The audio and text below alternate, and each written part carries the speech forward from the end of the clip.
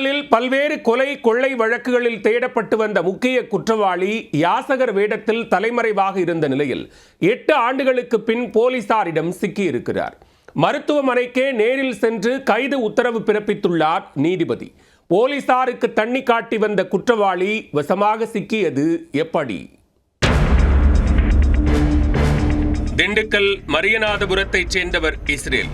இவர் கடந்த 2018ஆம் ஆண்டு திண்டுக்கல் நாகல் நகர் ரவுண்டானா அருகே பூக்கடை பகுதியில் அருண் என்பவரை வெட்டி கொலை செய்த வழக்கில் தொடர்புடையவர் என்று கூறப்படுகிறது. அது மட்டுமின்றி பெரியகுளம், திண்டுக்கல் வடக்கு மற்றும் தெற்கு காவல் நிலையங்கள் உள்ளிட்ட தமிழகத்தின் பல்வேறு பகுதிகளில் கொலை, கொள்ளை, வழிப்பறி உள்ளிட்ட பல்வேறு குற்ற வழக்குகள் இஸ்ரேல் மீது நிலுவையில் இருப்பதாக போலீசார் தெரிவித்துள்ளனர்.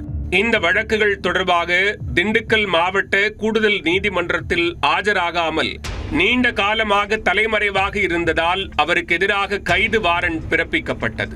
நீதிமன்ற உத்தரவின் பேரில் பல்வேறு மாவட்டங்களில் போலீசார் அவரை தீவிரமாக தேடி வந்தனர். ஆனால் போலீசாரின் கண்களில் சிக்காமல் இருக்க இஸ்ரேல் தனது தோற்றத்தை முழுமையாக மாற்றியிருக்கிறார். பெரியகுளம் பேருந்து நிலையத்தில் சாமியார் போல வேடம் அணிந்து பிச்சை எடுப்பது போல நடித்து வந்துள்ளார். நீண்ட நாட்களாக தேடி வந்த நிலையில் அவர் சாமியார் வேடத்தில் சுற்றி வந்த ரகசிய தகவல் போலீசாருக்கு கிடைத்துள்ளது. உடனே தனிப்படை போலீசார் பெரியகுளம் பேருந்து நிலையத்தில் தீவிர கண்காணிப்பில் ஈடுபட்டனர். அப்போது யாசகர் வேடத்தில் இருந்த நபரை சந்தேகத்தின் பேரில் பிடித்து விசாரித்த போது அவர் பல்வேறு வழக்குகளில் தேடப்பட்டு வந்த இஸ்ரேல் என்பது உறுதியானது.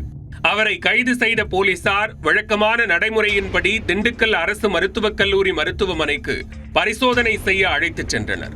இந்த தகவல் அறிந்த JM2 நீதிமன்ற நீதிபதி மருத்துவமனைக்கே நேரில் சென்று கைது உத்தரவை பிறப்பித்ததாக கூறப்படுகிறது. பின்னர் நீதிமன்ற நடைமுறைகள் முடிக்கப்பட்டு இஸ்ரேல் சிறையில் அடைக்கப்பட்டார்.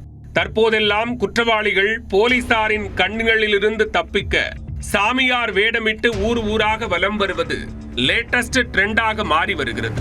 அந்த வகையில் 8 ஆண்டுகளாக போலீசாருக்கு தண்ணி காட்டி வந்த குற்றவாளி யாசகர் வேடம் பூண்டு பொதுமக்கள் மத்தியில் சுதந்திரமாக நடமாடி இருப்பது பெரும் அதிர்வலைகளை ஏற்படுத்தியுள்ளது.